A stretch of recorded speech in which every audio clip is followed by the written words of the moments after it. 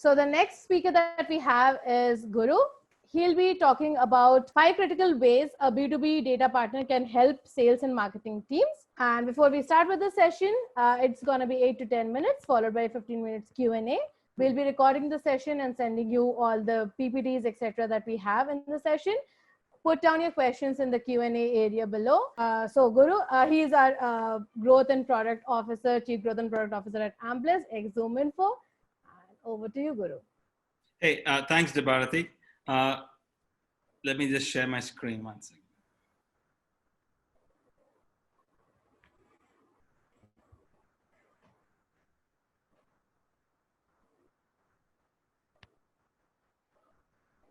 Let me know when you see my screen. I can see your screen. Okay. So thanks for the event, guys. Thanks for attending. A lot of people are waiting for the next break, but I'm going to make it very quick. I'm going to talk about just 5 ways how a B2B data partner can help sales and marketing teams. I'm sure many of you are from sales and marketing, so let me just quickly walk through this. I'm going to talk only about 3 questions. Feel free to ask your questions in the chat section below. What do sales and marketing teams need? How can a B2B data partner help? And how do you choose the right data partner? Those are the 3 questions I'm going to answer.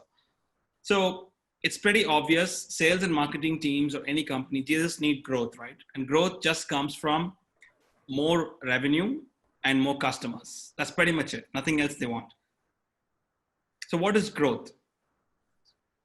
So if you look at the funnel, you have different stages of the funnel. At the top, you have the lead generation. You want to put as many leads as possible there. Then you nurture it through your inbound marketing and other teams. And then you want to close the deal. To make it even more obvious, so you have lead volume. So the more number of leads you put into the funnel, your funnel can get big, you can close more deals, or you can increase the velocity, which means the pace in which a lead moves through the funnel has to be expedited.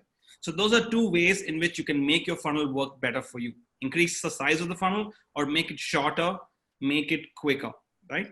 So how can a B2B data partner help? So you have 5 ways, and 5 ways any B2B data partner can help you in your funnel and getting more revenue.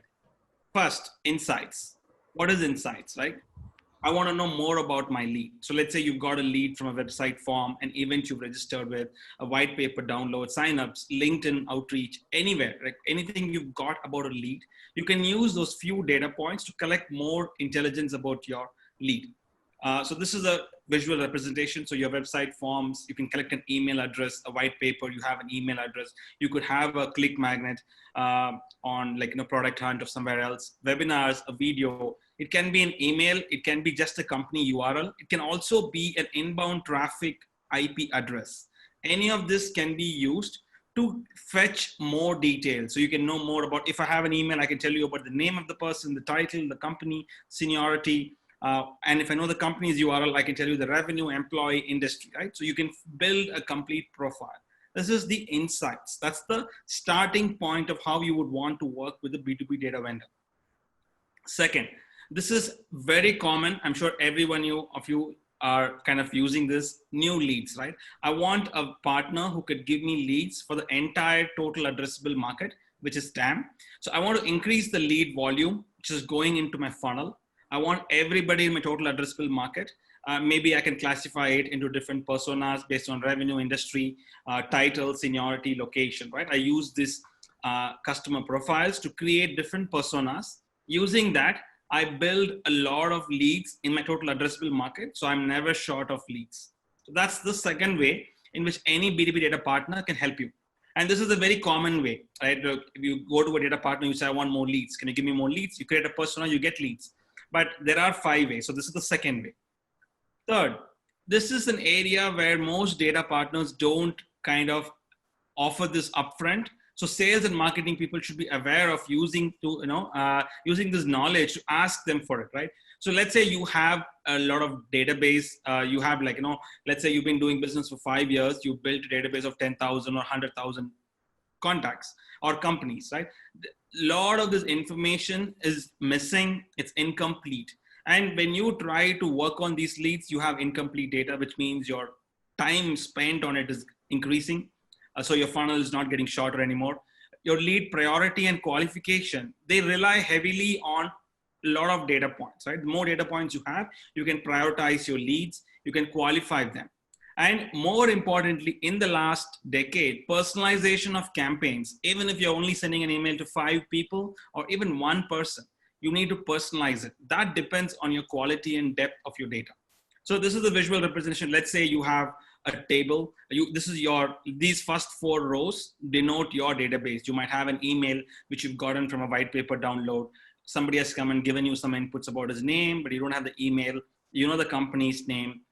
You might know the email, but not the company's name. So it can be a mix of different attributes. A data partner should be able to take whatever you have and append it.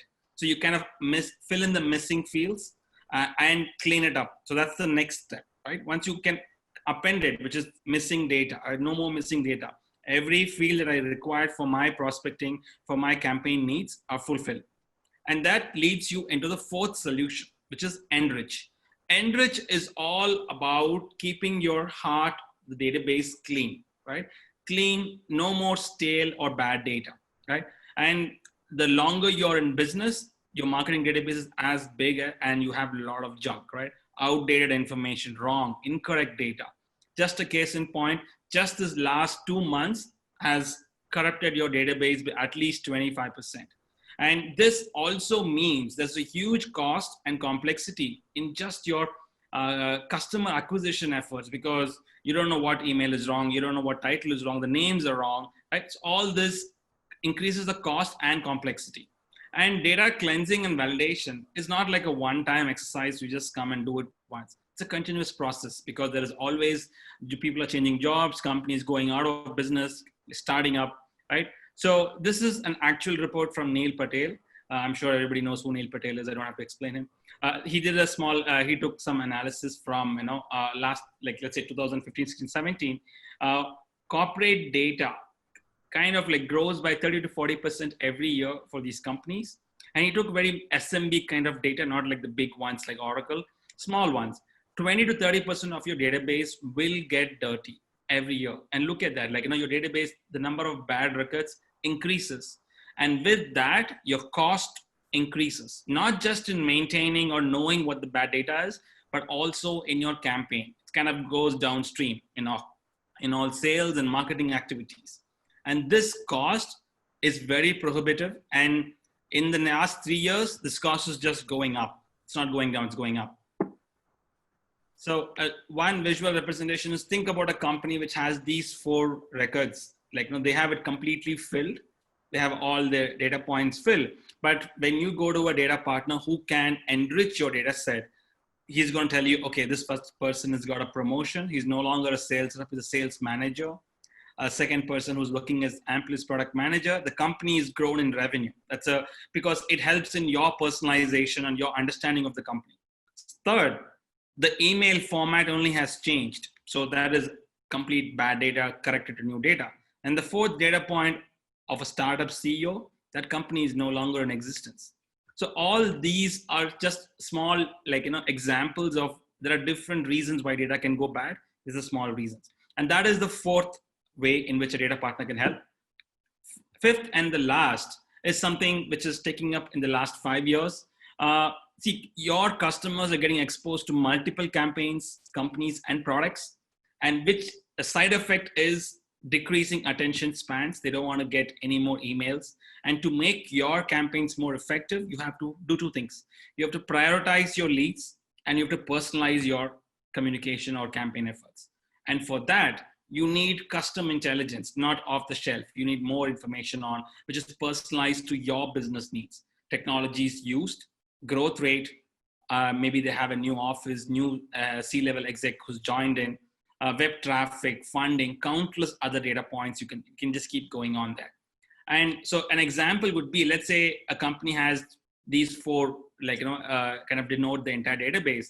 You just ask one question and say, okay, what is the CRM they use? And immediately you realized the second company is not using any CRM, which means the priority is low. Like that, you can keep adding more and more columns to prioritize and work on only the leads that matter. So there you go, 5 ways in which a B2B data partner can help. insights, know your lead. Second is new leads for the entire total addressable market. Third is append. Fourth is enrich, no more bad data, no more missing data. And fifth is more personalized intelligence. Now, the final question, very simple. How do you choose the right B2B data partner? Like, what are the parameters? Right now in this world, you're not focused on selling to one market. The globe is your oyster, right? So you need global scale capabilities. Second, you need to have decent data standards, and you also need to have a company which has custom capabilities. So this is an example of Ampliz, the global data set in each country and how many companies and contacts we have. And in terms of personalization and scale, we have a couple of products in the scale side, talking about hundreds of millions of data. And then you have some in the personalization where we work on hundreds of thousands of data points, which we take a couple of days to deliver, which was more personalized. And that's where we position ourselves. And that is how you choose a B2B data partner to work with you. Okay, thanks, Guru. Thanks for the presentation. We'll take up questions now. Sure. The first question that we have is from Kiran. He asked, can growth equation be changed by specific data or data being more specific than generic?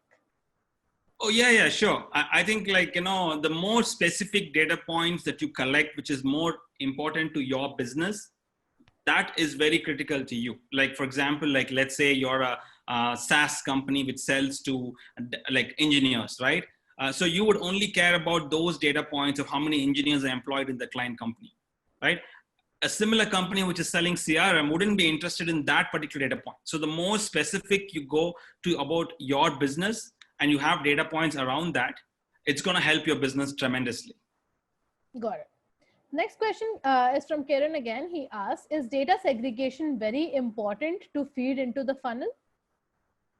I think data segregation is one way of looking at the customer persona, right? Think about it. Any product that you're selling, any service you're selling, right?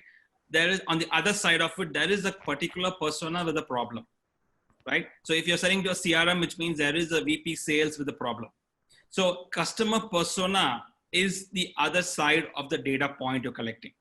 So the more problems and personas you solve, the more data points you would need to have to personalize that. Next question we have is, how will inbound marketing work with a data partner like Ampliz? So a lot of people think like a data partner can only help in outbound activities and not inbound. See, outbound is very crucial. You have sales and phone calls and LinkedIn outreach campaigns where a data partner will help you tremendously. But it is wrong to assume that inbound campaigns will not work because take, for example, your web traffic, right? Anybody coming into your website, if they have a form where you fill in instead of having 10 fields, you can just have one field with an email address. And that is enough for you to quickly fill in the other details and quickly know if this particular customer is a valid person to send other content, or you can even tailor your content. That is one example. A second example could be just by the IP address. You can collect more data points about this company and possibly tailor your next content delivery or even follow-up campaigns with it. Got it. So next question we have is, should I only do outbound if I work with a B2B data partner? Not necessarily. I think that explains my previous, I explained this question. Outbound and inbound are just the same marketing activities. It's just like a pull or push. You can't choose one over the other. You need to have a balance of both.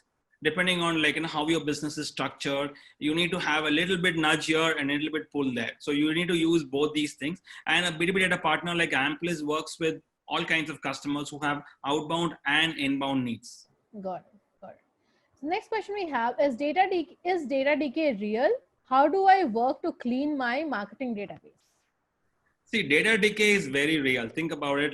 Just read the news in the last 2 weeks about how many people have been laid off or moved jobs, right?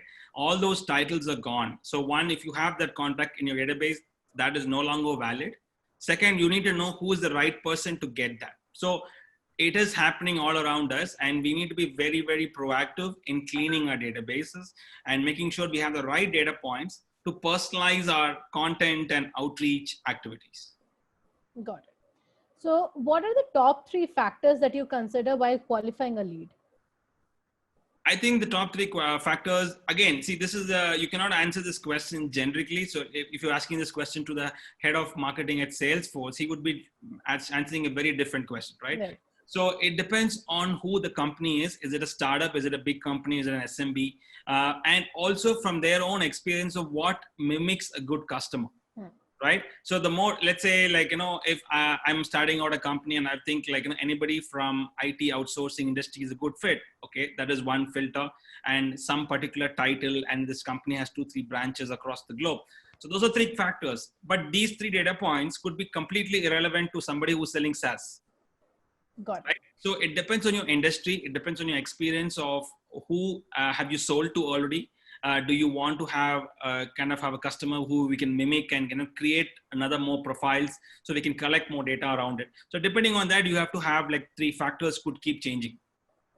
Got it. Got it. So the question next we have from Fortune Tech is Ampliz a GDPR compliant company? Yes. So the idea for GDPR is all about opt-in at a minimal level where it's non-intrusive data collection, right? So what we do is we work with vendors and we work on public sourcing of data points.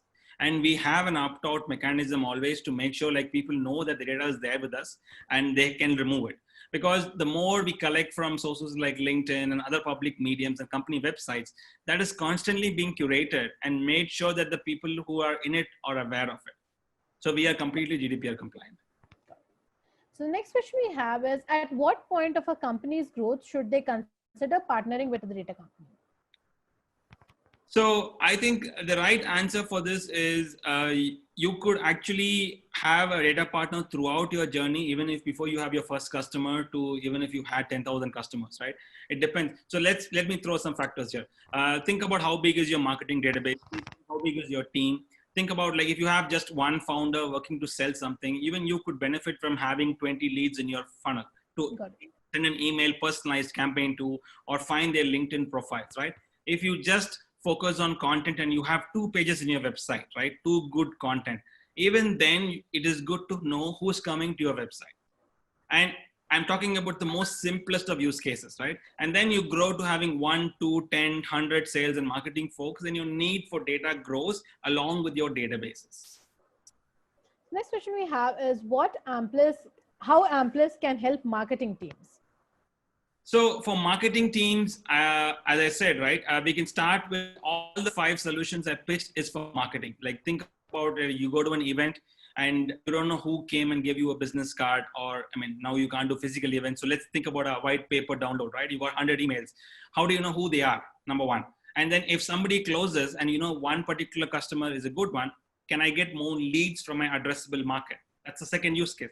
And then if you've been in business for a while, you have a huge database to enrich, enhance, and even append. So which means no more missing fields, no more blank fields, no more outdated data. Everything is cleaned up. And the last, which is taking up more in the B2B data partner industry, is I need more specific tailored intelligence to my business.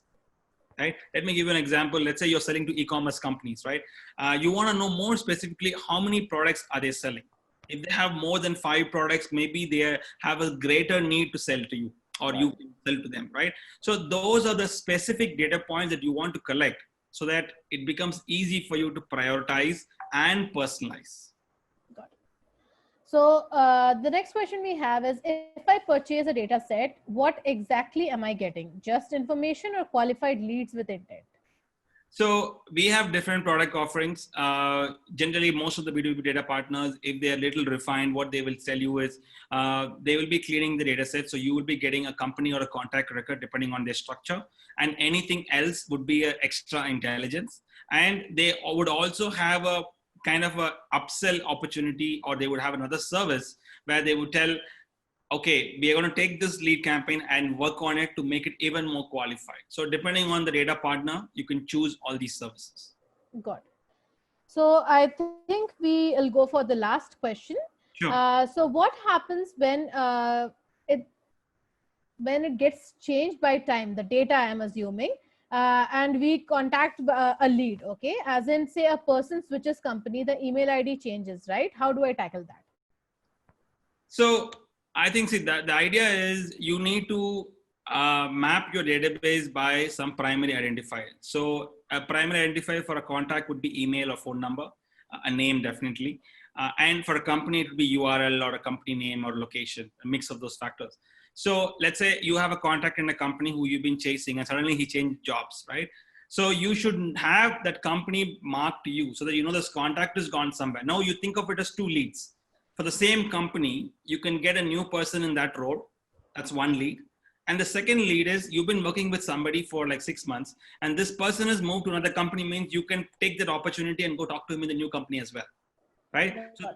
So the way to think about it is you have a contact and a company. They could be working in the same, it could be the same field until he does not change jobs. When he's changed, you should think of it as 2 leads to nurture. Got it. I think one more question we'll take up. It's a very interesting one. How do I validate a data partner? So validating data partner, I think you should start by kind of understanding what is their breadth and depth of coverage. Number 1. 2, you should always request for a small sample and check their efficacy, because they could have, like for us also, right? We have 460 million, but we may not be the best for some customers because they want a specific niche of 10,000 customers where we don't have enough data. So you should always request for a very specific sample in your database and see if they have that coverage. And it's kind of like a catch game, right? The more data partner collects, the more data changes. So you have to play catch up always, right? So you have to understand that a data partner or data industry is not about selling data. It's about selling the convenience of having data, right? So customers should understand that data partners should keep working to improve the data set. So asking for a small sample and understanding more about how they collect and process this data would help a lot for you to kind of, as I said, prioritize and personalize your campaigns. Got it. Thank you so much, Guru. Thanks for joining for this session. Hey, thank you for watching the recording. Do check us out at Ampliz B2B Binge for more such killer content. Also, don't forget to go to www.ampliz.com and book your free demo for Ampliz Enterprise version to ring your next customer.